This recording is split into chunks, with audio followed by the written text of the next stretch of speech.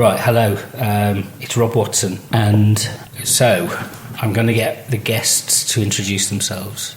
So let's go right to left. Okay. So you are? Yeah, so I'm Frances Deepwell, and I run Deepwell Arts in both Leicester and Oxford.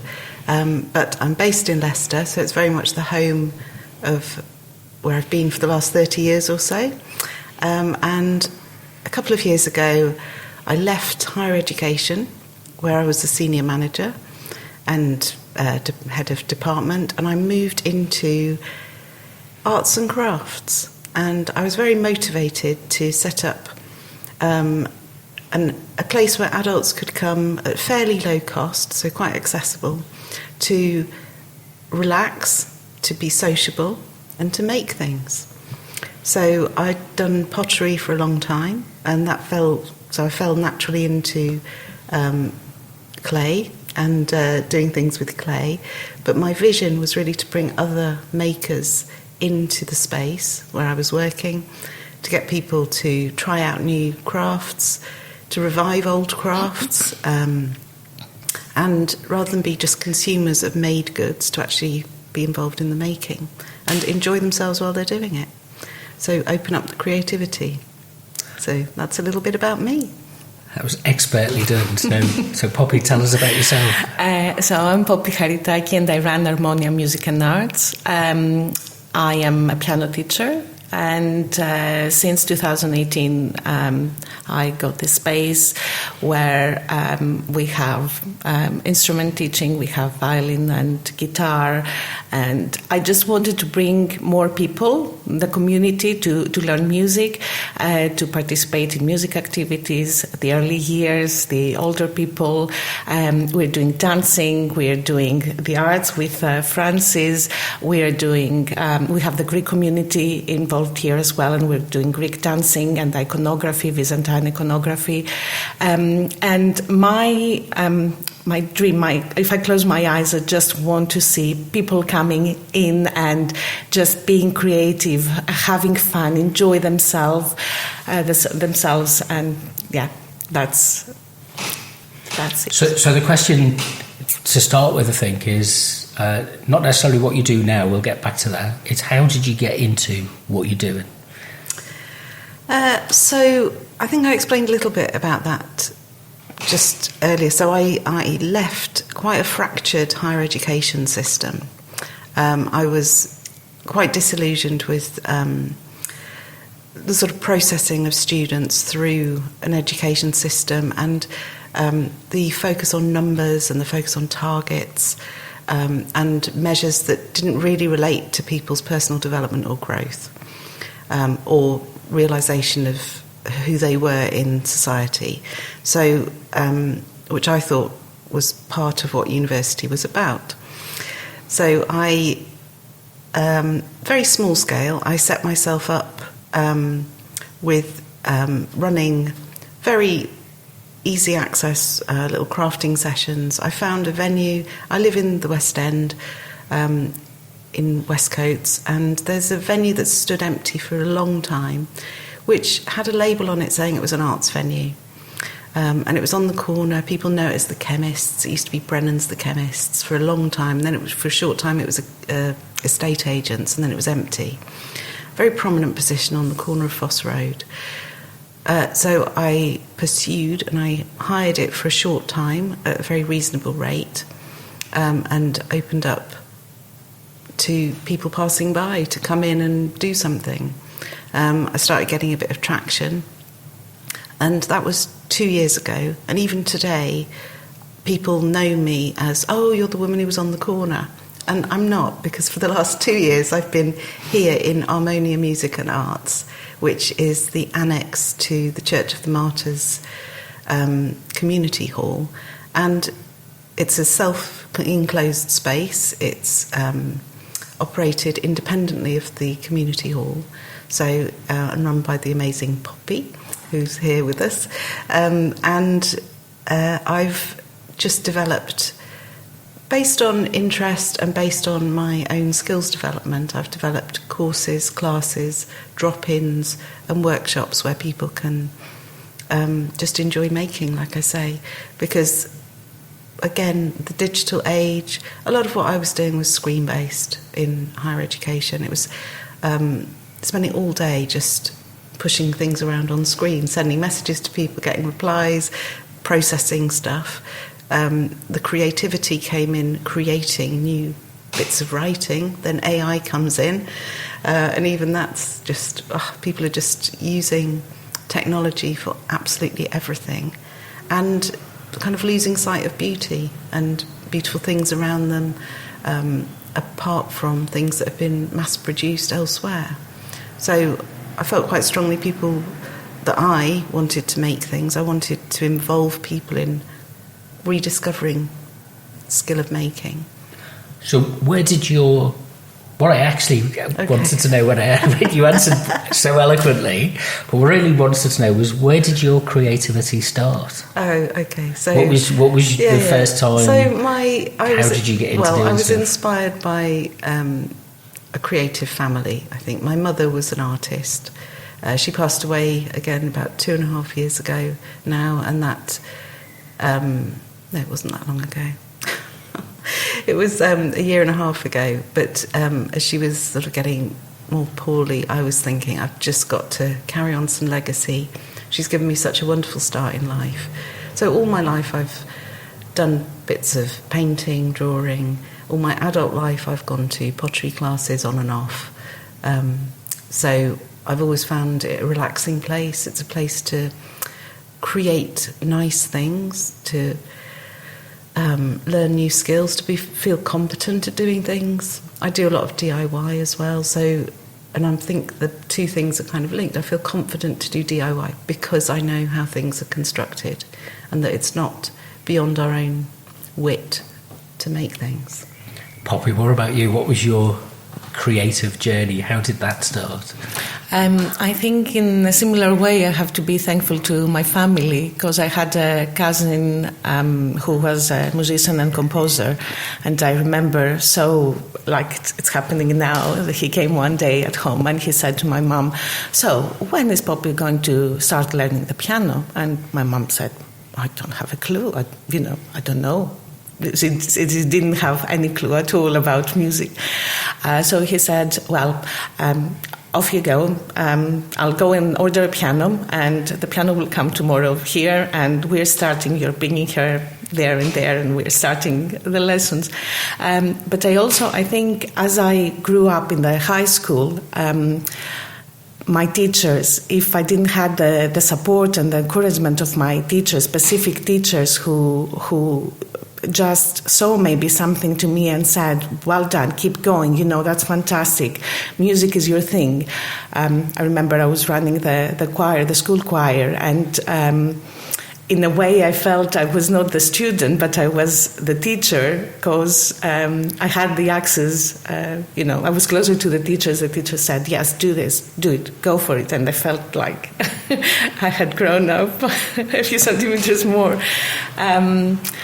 Yes, and at some point that all stopped, and then it came all back, because of how life comes and goes.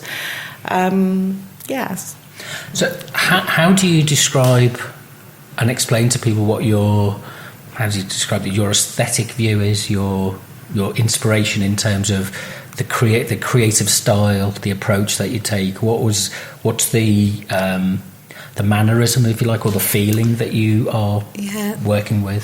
So for me, I think the style that I have is really one of just believe that you can do it. I think it's not.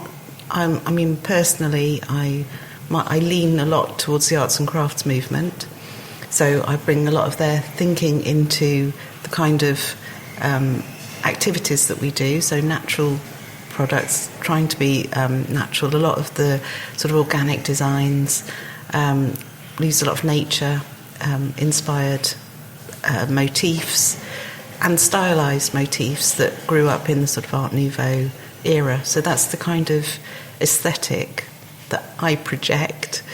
But really, I want people to understand or find their own way. A lot of for the pottery classes, for example, people come with templates that they've found, and I try, which are fine, but they're very much cut this out, stick this together, you've made this. And I really want people to start working more organically with the clay to help them discover what's the clay meaning for them. How is it actually shaping what their hands are doing, rather than this sort of cutout that they've made. People have made wonderful things. They've been inspired by things they've seen on TikTok or Instagram, and that's lovely. That's really lovely. And people have then adapted it to make it their own, that's an ideal for me. I think people should find their own aesthetic through what they're making and how they're making it. What about you, Poppy? What's your style? Well, I was classically trained. Nothing to do with improvisation, nothing to do with jazz, nothing to do with anything contemporary. And coming here in England, it was a whole new world that I had to discover. So through my teaching experience and in my work, I want my students to discover music as a language. So I want them to know the ABC of that language, so that they can read by themselves, understand by themselves, and then they don't need me. Then they can pick up a book, like we do in any language, and play anything they like, and then they'll discover themselves their journey. So being here, I developed my composer flair that came up, popping up, and I think I'm more towards the minimalism movement. We had a very beautiful little exhibition back in February where Francis created clay items and I created the music, and the idea was that people will interact with the clay items. They'll produce sounds, and I played along my music, and it was an improvisation and inspired by a specific theme that I did at the beginning, and just see how that goes. So yes, that is something that I would like to explore more. And that was a really special moment, actually. And what's great is that it's recorded and it's on Instagram, isn't it? You've got a real on YouTube. On yes, YouTube. We have it on YouTube. On YouTube, and it's just so lovely because we had a lovely audience who moved around the different installations and did, as Poppy say, they interacted with it. They made the sound. So we had bells, we had chimes, we had bits of wood, and it was just lovely. And Poppy was accompanying them, and it was the to and fro was just wonderful. And Poppy's own trademark clay phone, which is like a xylophone, but with clay, really stood out. It was just a lovely event, and we want to take that further. So we've started to do these small artistic collaborations, which has been great. So I'm not just a resident in the space, we are collaborating. We're doing joint projects together since I've moved here, which is just wonderful. I'm interested in the idea of emergence, which is when things come together that you can't predict what the outcome is. So things are more than the sum of their parts. So you take, H2O, what's that? Two hydrogen atoms and an oxygen atom, have I got that right? And there's nothing about those individual atoms that tell you what water is going to be like and what it does. And that artistic, aesthetic experience is you bring a piece of work in a person, you bring the clay, or you bring the instrument and the person to it, and you're going to produce something. And a lot of the world that we live in now is quite prescribed about it should be like this, you should do this, and you kind of touched on that. What's that process like when you're working with people to nudge them away from that predetermined, prescriptive kind of approach and to go a little bit more creative? So I think the emergent nature of working with the materials that I work with. So I work with polymer clay, which is a colourful substance, and it's a little bit unpredictable because the colours will merge once you start mixing them and blending them in a way that is a bit unpredictable. And the objects people make, when they come into a session, they don't know what they're going to make. People come really without any idea, or they may have seen something which is either very unrealistic because it's a highly advanced production, method, or it's something which it's not really expansive. And I do try and get them to think. I show examples of what I've made. I show examples of what other students have made as well. So I usually have some images of other people's work as inspiration. And the same with clay. I think giving people the confidence to know that clay making is a process. It's not a rapid process. And if you make something, it doesn't have to remain. You don't have to keep it. We can reuse the clay. They don't have to go forwards if they're not happy with something that they've started making. I've got a regular group on a Tuesday evening who've been coming for over a year and a half now. There's some people changing in and out, but some people have been there throughout. And I can see the progress that they've made, their confidence in working with clay, their assurance about the kind of objects they want to make and the methods and techniques that they're using. So they're upskilling themselves. And all I'm doing is going around and just prodding them a little bit this way, a little bit that way, suggesting tools they might use rather than the ones they've just randomly picked up, showing them how they can elevate what they're doing into something that's beyond what they thought they were starting with. They can create textures, they can do different surface level designs on their clay works at different stages, rather than having to be done by painting a glaze on at the end, like the pottery painting studios. That's just painting on a bit of ready-made clay. So all of what the students make, I would say, has been inspired by an initial desire they've got to produce something of a certain type, and then shaped by gentle guidance and taken beyond. How does that compare with music? Because are people's attitudes to music as an expressive form of art, they're different from physical forms? I think everything starts with the opportunities that are given when people are young. What I mean is that with my students, I always have 5 minutes in the lesson where I'll say, now let's mess around the piano. Do you mess around the piano? And they look at me and maybe not, because as you said before, everything is prescribed. We have to do this, we have to sit like this, we have to talk like this. It's, we have to have a certain behavior. So exploring and just exploring the sounds with it's fantastic, and I'm trying it with my adult students as well. But their things are a bit more challenging, so I have to be a little bit more creative and still make them improvise or mess around the piano without understanding how they're doing it. But I think it's the essential thing, because then you discover your creativity.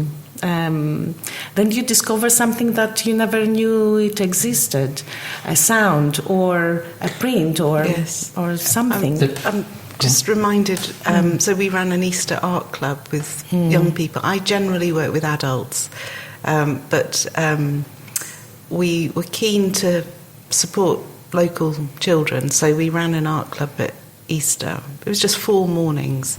And it was amazing. We had 16 local children coming, and we were introducing them to quite advanced creative arts, and I was giving them a framework to let them explore those things. So printmaking, mosaics, and clay. And I think it was, I suppose it was surprising to me how constrained their use of art materials had been up to that point for them. So in the curriculum, they do art, but it's very restricted. So we were using gel plate printing, for example, and it was just an amazing event, really. And at the end of the session, we got them to frame a piece of their print. So they'd produced, 5-6 prints each, because it's quite a rapid process. And then we got them to make a choice. What would you frame? And we framed them, and we took a little photo of the exhibition of what they'd made that morning. And that's where I think it's emergent. They were realising that what they make has value, has aesthetic value. They've learnt to make choices about what's good and not good about what they're doing. So that was a real strong sort of learning point for them. What I was hoping to do here, which has taken a while to develop, is to do a sort of students' exhibition. So that's something I'm looking forward to doing, because some of the items that people have made here have been exceptional. And not only because they could be judged as aesthetically all-round lovely, but because they are expressions of people's creativity in a way that I don't think they felt they were capable of before they started working with me. So that's what I want people to show. There's a sense that we overthink and there's too much technique and too much process often involved, whereas actually what we might be more it's harder to do is to convey a feeling, and the idea that if you want to tell somebody how you're feeling, share with them a photograph or a piece of art, because it conveys something which you can't put into words. What's it like when you have people that you're working with and they make that switch from thinking about what they're doing to exploring the feeling that it kind of encapsulates? It's a wow moment, isn't it? And exactly as you described it, there are moments that I will play some of the sounds, of the lower sounds, and I'll make a story, and you see the children, which they have been doing it exactly the same way, but I will describe something. I'll make it to a story, and you'll see them like, something has happened. They understand that feeling, and they say, "Oh wow, what happened? How?" And say, "Now your turn. Keep going the story. Let's see what happens next." And it's fascinating to see. And what I find lovely is that when I'm running a workshop and people are really absorbed in their making, it goes quiet. And you've got a group of, 8-10 people here, and they're just all entirely absorbed in what they're doing, but they're doing it together. So there are casual kind of chit-chats and so on, but it's just a sort of magical moments of just group absorption in individual making, which is lovely. It's that sense of communing. We talk about community a lot, and we talk about it in a kind of artificial way, whereas actually when you get those moments where people do come together and get lost in silently lost in something, how do we support that, and how do we ensure that, because it's very fragile and it's not something that typically gets put into government or local authority or arts funders' strategies, how do you maintain that level of what's the phrase I'm looking for? You're looking at it. It's quite fragile, and it's not laid out. It's not specified. It's tacit and something that exists between people, but it's difficult to support. Yeah. Well, I think one of the things is feedback from students. So I've not been very good at getting that feedback documented from students, but they do say repeatedly, "This has been amazing." This is the highlight of my week. I've been waiting to come here. It was just amazing. It's not just me as a teacher. I have other teachers who come in and do other specialist things. So-and-so was just fabulous. It was, I felt so relaxed. I've had a hard week, and this was just the tonic I needed. All of those things come through the feedback. So that's one way to document that kind of communing, that kind of positive well-being impact. And a lot of the funders are looking for well-being. And you're right, it's very difficult to put it down in tangible words. But I think the feedback from individuals and the, I suppose, the way that people spread from word of mouth about what they've experienced here, that's the other way. And both Poppy and I get that. We get lots of people recommending others to come and get involved. And how far afield do you draw people from? Is it strictly neighbourhood, or is it from lots of other places? International. Almost that close. Yeah. No. Here we have people coming from Nottingham. I have students from Warwick. That's, I think, the further that we go, from Loughborough. And from the wider area, not so much from the local streets. We have people coming from the local streets, but further away. And I think all the years, the word of mouth was the main thing for me. And last year, I was determined that I will get reviews, we'll do it, we'll get them right, everything down, we have feedback. And when they did, it was amazing how they described that is their experience is life-changing here. It was very, very beautiful. What are you looking forward to coming up? What have you got planned? Well, what have I got planned? I've got plans to... we're going to adapt the space that we're in. So we are hoping to... We wanted to expand the space that we have. We haven't been able to. So we're going to make some adaptations because I'm sustaining multiple crafts in quite a small reused space, and it's also shared with Poppy's fantastic endeavours, which are things like Greek dancing, so she needs a big open space. There's the sort of children's groups that meet here, and they need a sort of clear open space. So there's all sorts of multiple things going on here. I do mosaics, which need their own kind of space. I do the pottery, which needs its own quite large space because we've got need lots of drying space as well as making space. So over this summer, we're going to do some reorganisation to try and make the space better.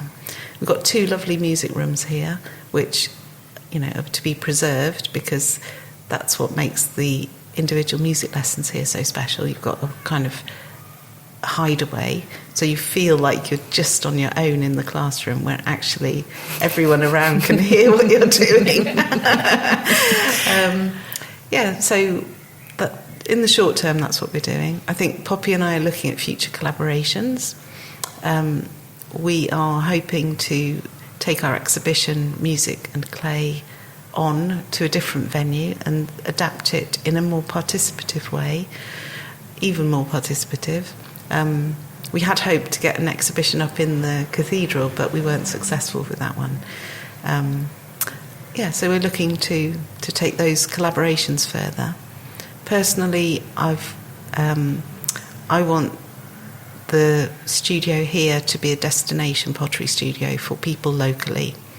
Most of my people are relatively local. I have people coming from Cosby and Lutterworth as well. And it would be nice if the people locally knew more about what goes on here. So that's a challenge for me. And to keep the prices affordable. Pottery is not a cheap game, but I am trying to keep my prices down and do other things that are aligned, which enable people to have a go. What about you, Poppy? Yes, I'm hoping that we'll have a very busy year ahead as well, with all these changes that will happen here. I think they will help us to, as I say always, it's a tango. It's like we're dancing tango. One step back, the other forward. And then you can feed 1,000 people in here, perhaps, maybe. Yes, I think it's going to be very exciting. You will see from Armonia Music and Arts and Deepwell Arts lots of things coming up. So, and we're keeping an eagle eye on the development with the Foss Arts building. So down on Mantle Road nearby, a huge resource, a huge facility, which needs investment. And I think the council have agreed to sell it or pass it on. So there is a social enterprise network that are looking into how to take that on. And I think it would be a lovely home for us if it had the right refurbishment and investment to make it worth us being there. Because I think what we add in terms of music, dancing, creative arts would absolutely fit into that space very well. We're both independents, so we're not aligned with any other organisations. So we've got the freedom and flexibility that allows us to respond incredibly agilely to new ideas and new demands. We love emergent thinking.